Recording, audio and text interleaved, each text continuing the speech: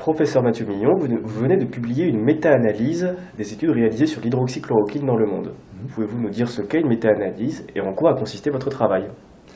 En pratique, une méta-analyse, ça consiste à intégrer l'ensemble des résultats qui sont disponibles sur un sujet donné.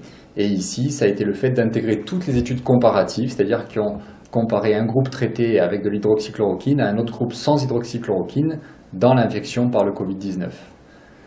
Ça permet de voir un petit peu les différents effets qui sont rapportés.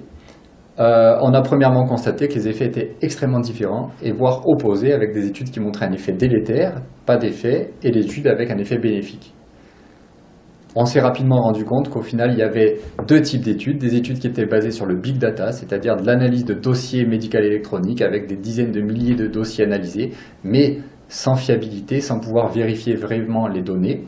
Et ces études-là concluaient à pas d'effet, voire un effet délétère. De l'autre côté, on avait des études qui étaient faites par des cliniciens qui avaient vu les patients et qui, dans la majorité des cas, comme on le voit sur cette figure, rapportaient un effet bénéfique.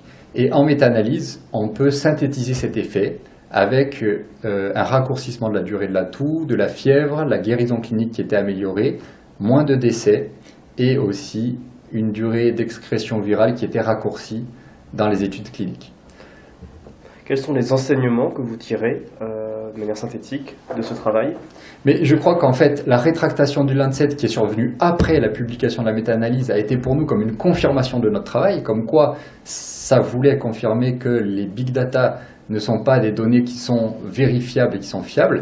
Et cette rétractation est survenue alors que le papier était chez l'éditeur.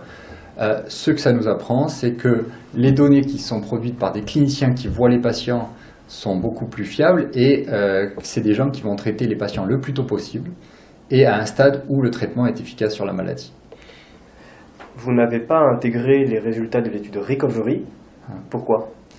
Les résultats de l'étude Recovery, en tout cas pour l'instant, ne sont pas complètement disponibles. On a des données préliminaires. Qu'est-ce qu'on a comme données? On a des taux de mortalité qui sont extrêmement élevés, entre 20 et 25%, qui sont nous les taux qu'on observe en réanimation. Par ailleurs, les doses utilisées dans l'essai sont 4 fois supérieures, encore une fois, à ce que nous, on utilise ici en pratique clinique. Et la bonne nouvelle, c'est qu'ils n'ont pas constaté de toxicité particulière. Donc on pense qu'en pratique, les patients ont été traités trop tard. Et la maladie, finalement, se décompose en 3 étapes. On pense que la première étape, c'est une étape virale.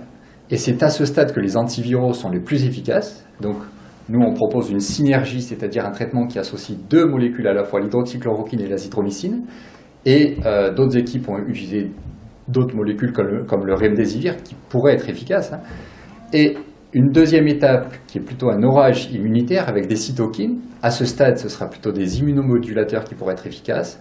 Mais quand on arrive au 3e stade lésionnel, c'est-à-dire quand le poumon a été tellement abîmé, à ce stade-là, c'est le syndrome de détresse respiratoire aiguë, c'est la réanimation. Le traitement médicamenteux a peu de chances d'avoir un effet. À ce stade-là, c'est la réanimation et ce qu'on appelle le care, le supportive care, le traitement symptomatique en réanimation, attendre que le poumon se répare. On pense que dans l'essai Recovery, 25% de mortalité, ça correspond à un stade trop tardif de la maladie et qu'on ne peut pas tirer des enseignements par rapport à l'efficacité du traitement d'un tel essai. Merci beaucoup.